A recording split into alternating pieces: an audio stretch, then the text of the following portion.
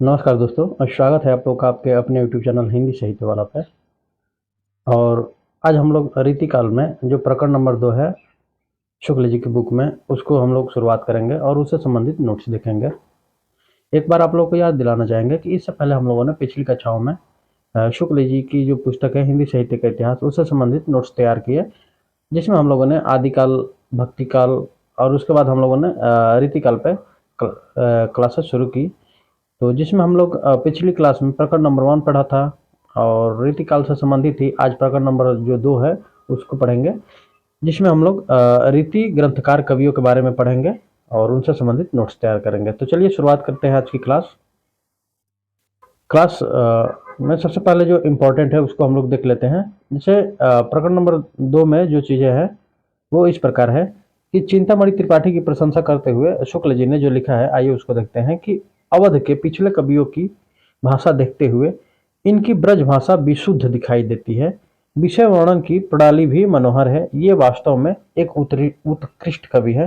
चिंतामणि ने अपने ग्रंथों में कहीं कहीं अपने लिए मणिमाल, ध्यान दीजिएगा, मणिमाल नाम का प्रयोग किया है।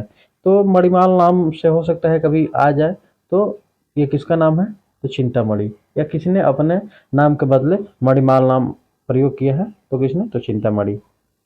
चलिए नेक्स्ट पॉइंट देखते हैं। नेक्स्ट पॉइंट है महाराज जसवंत सिंह के संबंध में लिखे हैं कि ये हिंदी साहित्य के प्रधान आचार्यों में माने जाते हैं और इनका भाषा भूषण ग्रंथ अलंकारों पर एक बहुत ही प्रचलित पाठ्य ग्रंथ रहा है। तो कुछ पॉइंट्स ये है। अब हम लोग बिहारी के बारे में पढ़ेंगे। बिहारी के बारे में आप लोग बहुतेरे सुने होंगे बातें। तो चलिए हम लोग आज इनसे संबंधित नोट्स तैयार करते हैं और कोशिश करेंगे कि बिहारी से संबंधित कोई भी क्वेश्चन आए हम लोग के एग्जाम टाइम में, तो इस क्लास से लगभग समाप्त हो जाए। कोई भी क्वेश्चन आए तो मतलब हम लोग कर लें। चलिए जो पहला पॉइंट है उसको देखते हैं कि श्रृंगार रस के ग्रंथों में जितनी ख्याति और जितना मान बिहारी सतसई, बिहारी सतसई से आप लोग अछूते नहीं होंगे, नाम जरूर ही सुने होंगे, का हुआ उतना और किसी का नहीं। इसका एक एक दोहा हिंदी साहित्य में एक एक रत्नमाला है। ठीक है, यहाँ पे ये स्पेस हो गया है तो इस पर आप लोग ध्यान मत दीजिएगा। ठीक है, बिहारी का सबसे उत्तम और प्रामाणिक संस्करण बड़ी मार्मिक टीका के साथ थोड़े दिन हुए प्रसिद्ध साहित्य मर्मज्ञ और व्रज भाषा के प्रधान आधुनिक कवि बाबू जगन्नाथ रत्नाकर ने निकाला। जितने श्रम और जितनी सावधानी से यह संपादित हुआ, आज तक हिंदी का कोई ग्रंथ नहीं हुआ। नेक्स्ट पॉइंट है बिहारी सतसई का मूल्यांकन करते हुए आचार्य शुक्ल ने कहा है, और क्या कहते हैं कि यही एक ग्रंथ उनकी इतनी बड़ी कीर्ति का आधार है। यह बात साहित्य क्षेत्र के इस तथ्य की स्पष्ट घोषणा कर रही है कि किसी कवि का यश उसकी रचनाओं के परिमाण के हिसाब से नहीं, गुण के हिसाब से होता है। ठीक है, तो ये रहा कुछ पॉइंट्स। आगे देखते हैं इन्हीं के संबंध में कि बिहारी भाषा चलती होने पर भी साहित्यिक है, वाक्य रचना व्यवस्थित है और शब्दों के रूप व्यवहार एक निश्चित प्रणाली पर है। यह बात बहुत कम कवियों में पाई जाती है। ठीक है, आगे देखते हैं। चलिए आगे देखिए। नेक्स्ट पॉइंट है कि ब्रज भाषा के कवियों में शब्दों को तोड़ मड़ोड़ कर विकृत करने की आदत बहुत में पाई जाती है। भूषण और देव ने शब्दों का बहुत अंग भंग किया है और कहीं कहीं गलत शब्दों का भी व्यवहार किया है। बिहारी की भाषा इस दोष से बहुत कुछ मुक्त है। ठीक है, नेक्स्ट पॉइंट है कि बिहारी की कृति का मूल्य जो बहुत अधिक आंका गया है, उसे अधिकतर रचना की बारीकी या काव्यांगों के सूक्ष्म विन्यास की निपुणता की ओर ही मुख्यतः दृष्टि रखने वाले पारखियों के पक्ष से समझना चाहिए, उनके पक्ष से समझना चाहिए जो उनकी किसी हाथी दांत के टुकड़े पर महीन बेलबूटे देख घंटों वाह वाह किया करते हैं, पर जो हृदय के अंतःस्थल पर मार्मिक प्रभाव चाहते हैं, किसी भाव की स्वच्छ निर्मल धारा में कुछ देर अपना मन मग्न रखना चाहते हैं, उनका संतोष बिहारी से नहीं हो सकता है। ठीक है, आगे लिखते हैं ये बिहारी के बारे में कि बिहारी का काव्य हृदय में किसी ऐसी लय या संगीत का संचार नहीं करता जिसकी स्वच्छ नहीं सॉरी स्वर धारा कुछ काल तक गुजरती रहे।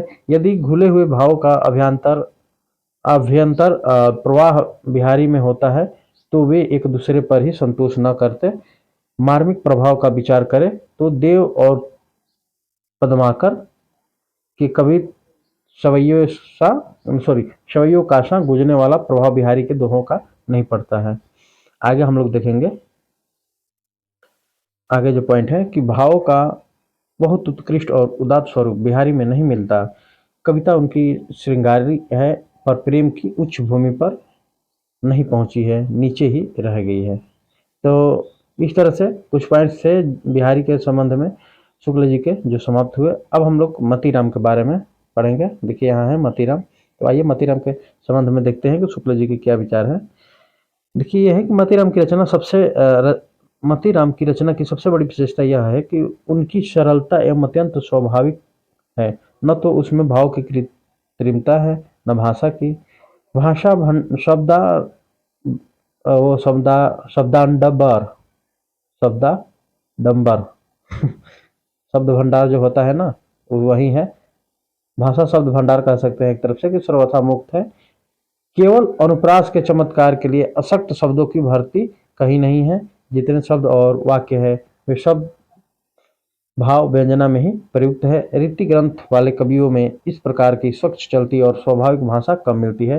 कहीं कहीं वह अनुप्रास के जाल के बेतरह जकड़ी पाई जाती है। सारांश यह है कि मतीराम की रस निग्ध और प्रसादपूर्ण भाषा रीति का अनुसरण करने वालों में बहुत ही कम मिलती है। आगे देखेंगे, रीति काल के प्रतिनिधि कवियों में पद्माकर को छोड़ और किसी कवि ने मतीराम की चलती भाषा और सरल व्यंजना नहीं मिलती है। बिहारी की प्रसिद्धि का कारण बहुत कुछ वाग्दध्य।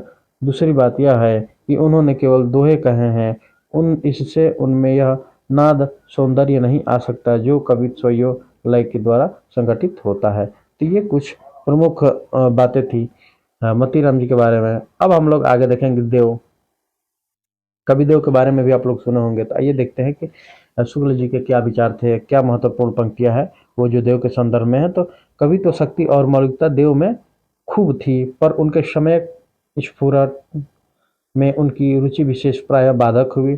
कभी कभी वे बड़े पेचीदे मजमून का हौसला बांधते थे, पर अनुप्रास के आडंबर की रुचि बीच ही में उसका अंग सारे पद को कीचड़ में फंसा छकड़ा बना देती।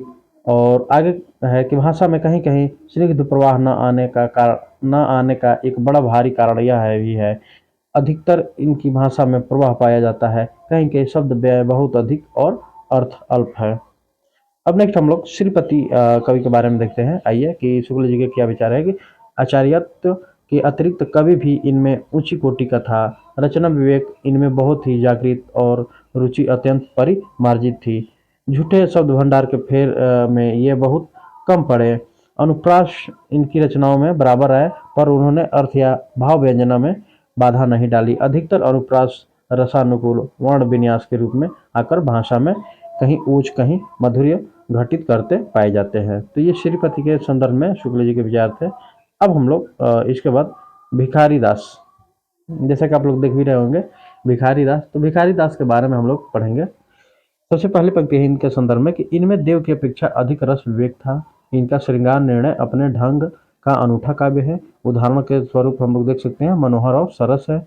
शब्दों में शब्द भंडार नहीं है। ये शब्द चमत्कार पर टूटे हैं, न दूर दूर की सूझ के लिए व्याकुल है। इनकी रचना कला पक्ष में संयत और भाव पक्ष के लिए रंजन कारणी है। नेक्स्ट है कि विशुद्ध काव्य के अतिरिक्त इन्होंने नीति की सूक्तियां भी बहुत सी कही, जिनमें उक्ति व चित्र अपेक्षित होता है। देव किसी ऊंची आकांक्षा या कल्पना जिस प्रकार इनमें कम पाई जाती है, उसी प्रकार उनकी सी असफलता भी कहीं नहीं मिलती।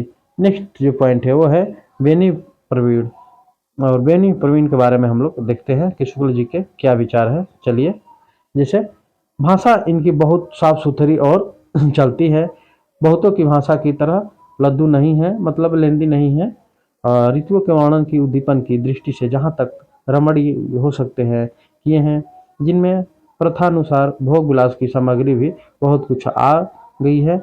अभिसारिका आदि कुछ नायिकाओं के वर्णन बड़े ही सरस है। ये ब्रज भाषा के मतीराम ऐसे कवियों के समकक्ष है, और कहीं कहीं तो भाषा और भाव के माधुर्य में पद्माकर तक से टक्कर लेते हैं। जान पड़ता है कि श्रृंगार के लिए सवैया ये विशेष उपयुक्त समझते हैं। अब हम लोग नेक्स्ट पॉइंट चलेंगे पद्माकर के बारे में। ठीक है, और इनके बारे में हम लोग कुछ पॉइंट्स देखते हैं। जैसे कि पहला है मतीराम जी के रसराज के समान पद्माकर जी का जग विनोद भी काव्य रसिकों और अभ्यासियों दोनों का कंठाहार रहा है। वास्तव में यह श्रृंगार रस का सार ग्रंथ सा प्रतीत होता है। नेक्स्ट पॉइंट है कि इनकी मधुर कल्पना ऐसी स्वाभाविक और हाव भाव पूर्ण मूर्ति विधान करती है कि पाठक मानो प्रत्यक्ष अनुभूति में मग्न हो जाता है।